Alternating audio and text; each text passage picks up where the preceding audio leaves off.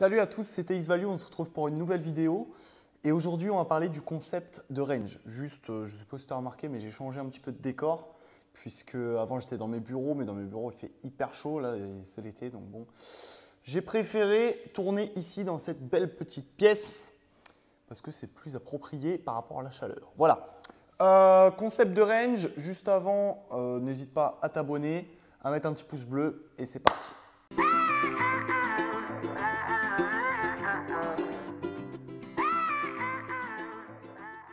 Alors, si tu joues au poker, on t'a forcément dit un jour ou l'autre, ouais, une range, j'ai ça dans ma range et tout ça. Et c'est un concept incontournable si tu veux vraiment progresser.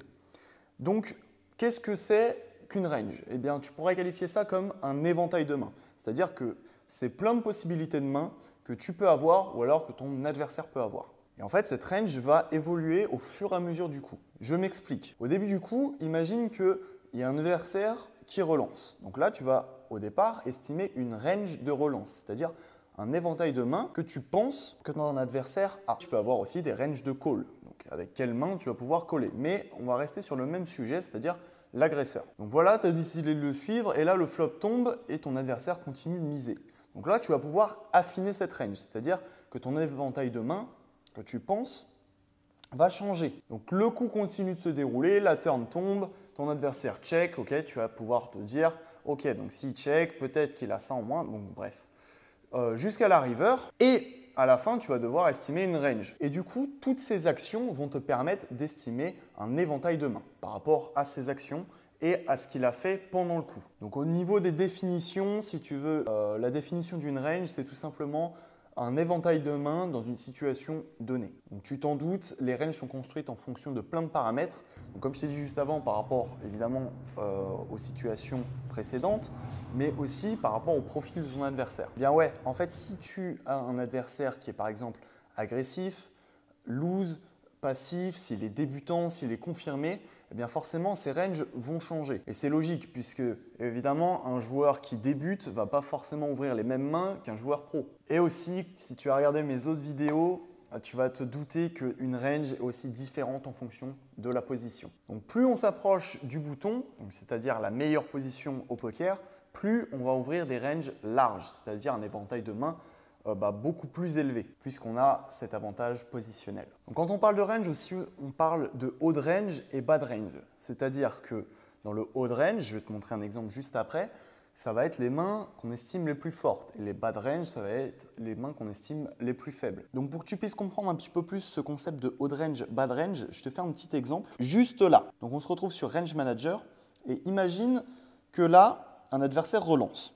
Donc tu vas dire que son haut de range, ça va être donc As-Valet off plus, As-Valet suité plus, Roi-Dame suité plus, paire de 10 plus. Donc voilà, ça va être son haut de range. Et son bas de range, du coup, ça va être 5-6 suit plus, paire de 2, paire de 3. Donc en fait, les pocket pertes. Ou encore les petits As suités, donc As2 suité, As3, As4, As5.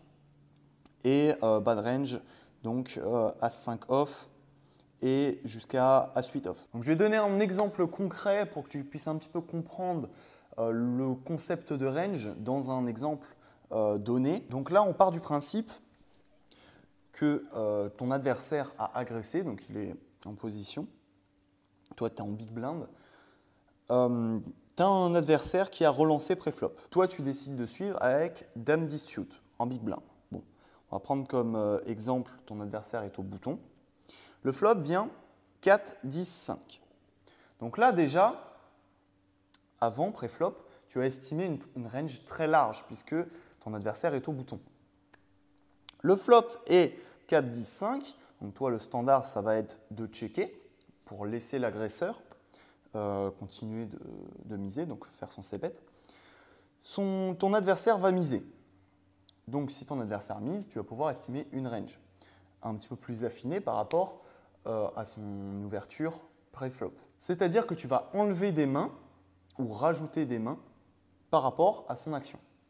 Donc là, en l'occurrence, s'il mise, tu peux te dire, bon, il mise avec un 10, mais je le bloque. Donc il y a moins de chances qu'il l'ait. Ça, c'est encore autre chose. Il peut miser avec un tirage, 6 et 7, il peut miser avec 2 et 3, il peut miser avec une hauteur, avec des backdoors, donc As-Roi, As-Dame, As-Valet, As-10 aussi, c'est pas impossible, hein, parce que même si on a un bloqueur, eh bien, il peut aussi l'avoir. Il peut aussi avoir des bluffs, il peut avoir 7 et 8, et voilà. Donc en fait, on va réduire un petit peu les mains qui n'auraient pas misé au flop, en fait, tout simplement. Donc, qu'est-ce qui ne pourrait pas miser au flop? On va éviter de miser paire de 2, on va éviter de miser paire de 3. C'est aussi compliqué de miser paire de 6 à paire de 9. Des mains comme As-9, des mains comme As-8, As-7, As-6. On va éviter de les miser. Même des mains avec des backdoors, on va éviter de les miser, même si on peut, hein, il y a des adversaires qui le font. Donc ça, on ne va pas encore les enlever. OK. Donc là, on va mettre une turn. Une turn, on va imaginer que, je n'en sais rien, c'est une carte qui ne change rien. Ouais, si, en fait, il y a beaucoup de cartes qui vont changer l'action. Donc on va mettre une doublette. Voilà, un 4. On continue de checker. Et votre adversaire mise encore une fois. Bon, là, il va commencer à se polariser, c'est-à-dire que ça va être soit il a une main forte, soit il a une main assez faible, donc des bluffs. Donc, il check, je check, il mise. Bon, là, on va forcément réduire l'éventail de mains. Et là, vous allez vous poser la question suivante, avec quelle main il va mettre deux barrels, flop et turn. Comme j'ai dit, hein, ça va être soit des grosses mains, soit des mains qui n'ont absolument rien. Donc là, vous allez vous poser la question, est-ce qu'au flop, il aurait misé un 4? Personnellement, je ne pense pas. Il n'aurait pas misé aussi ses paires de 2, ses paires de 3, donc ça, on a dit on enlève. Donc, qu'est-ce qui lui reste? Quelle main il pourrait avoir de très forte dans ce coup? Eh bien, il y a les As-4, As-4 suité, les As-4 off. Il a aussi toutes les paires de 5 qui lui font full. Il a aussi des mains comme 4 et 5, qui ne sont pas impossibles. Il a des mains peut-être encore comme 6 et 7. 6 et 7, ouais, 6 et 7. 2 et 3 qui pourraient encore miser. Peut-être As-2, As-3 et encore, c'est pas sûr. Donc en fait, on va bien enlever les mains. Donc quelle main n'aurait pas touché, enfin n'aurait pas continué de miser?